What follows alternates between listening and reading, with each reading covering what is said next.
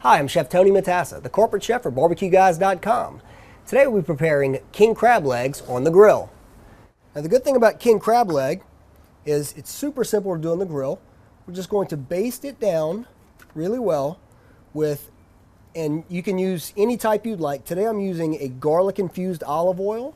You could also use a chili infused oil, or, I mean, like I said, literally anything, but you do need to oil them down.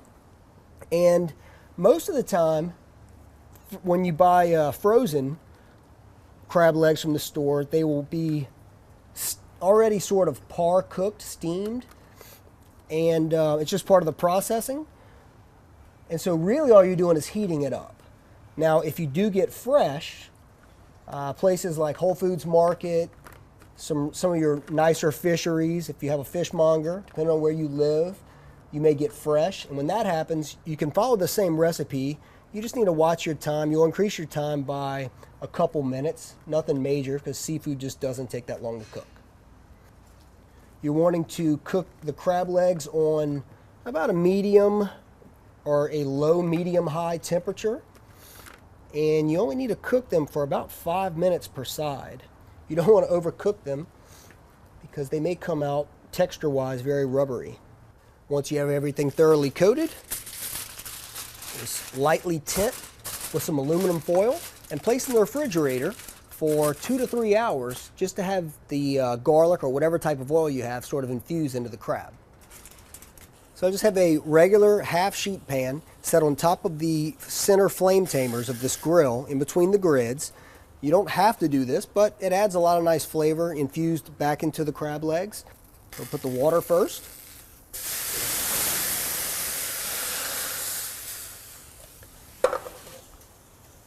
A couple cups of wine.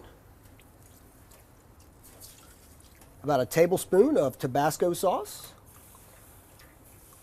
And so many cloves of garlic. Close this down for just a second and go get our crab legs. We'll just set the crab legs right on the grill. Just like that.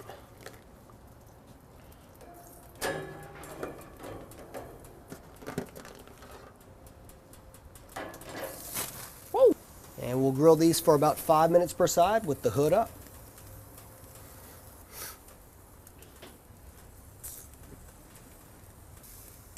Again, after 4 to 5 minutes, turn the legs and rebaste.